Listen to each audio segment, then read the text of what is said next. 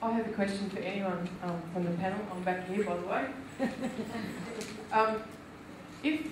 I guess I want to know your opinion or your comment. If a school exists for students who have a particular disability, and half the population of the students who attend that school have come because they were segregated from the mainstream, would you consider that school to be inclusive? Just my quick answer is no. If it's on the basis of anything other than just kids from the local neighbourhood, no, I would not consider it to be an inclusive school. Actually, sorry, I just didn't understand exactly what you meant. Could you just say that again? If there is a school that exists, yes, and all the students in the school have a particular disability, yes, and half the population that attends that school with that disability is attending because they were segregated from within the mainstream, would you consider that school to be inclusive? No. No. But I suppose one comment that I would make is sometimes I think in the past we've created a place and then we, as a society or as a system, have run around to find children to put into that place. So I can think of an example which was a school I taught at out in Roma. So this was many years ago, and they built this amazing special school. It was actually my very first teaching post, and they built this amazing special school that had, wonderful facilities. It had a manual arts workshop and home economics and wonderful classrooms, and then they had to find the students to put into that school. And when I got there as a beginning teacher, the majority of the students that were in that school were students that had behaviour difficulties in the regular primary and secondary schools, and they were, I suppose, rejected from that school because the schools couldn't meet their needs, and they were placed in this special school, which was just bizarre. It was a bizarre example of having a place and then trying to find students to fit a school. So I know that doesn't really answer your question, but I sort of see there's a link there somewhere. I'd love to know a bit more about the question. Yeah. What sort of school are you talking about?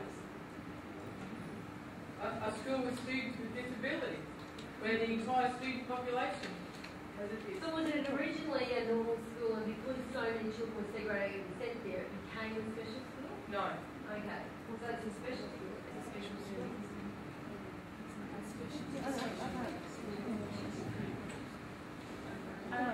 I just want to ask a question of the panel.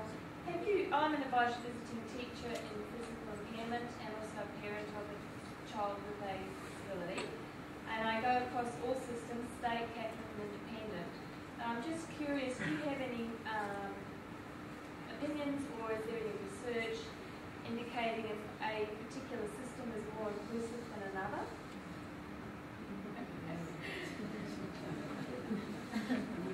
I will say something and then the others might add.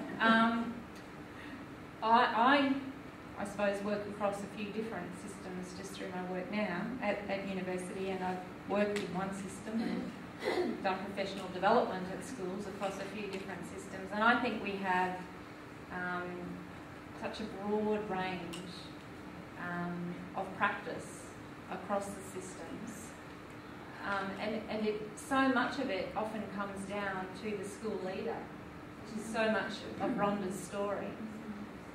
I've worked in schools as a teacher, and I worked at schools as a researcher, where I would have said that the school, was doing fantastic, great work and developing, really inclusive ways of working, and then a new principal and a new school leadership can really take, in my opinion, that school backwards a number of steps.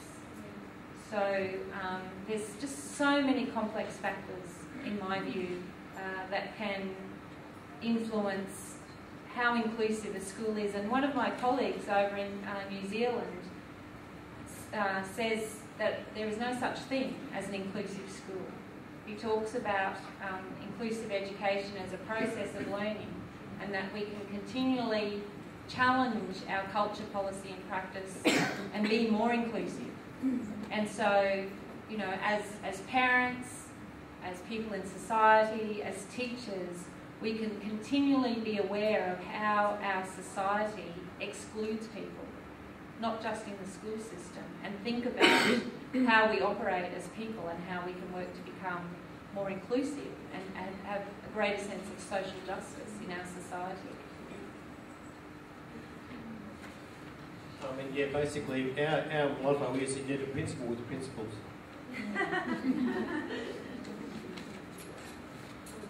I'm not sure that you could say one system is better than any other, but I think particular schools, particularly those that pride themselves on very high, we call it UAI results, OP scores, those sorts of schools sometimes think that it's very hard for parents to have kids with disabilities there, because some of those places, and I'm thinking of one in particular,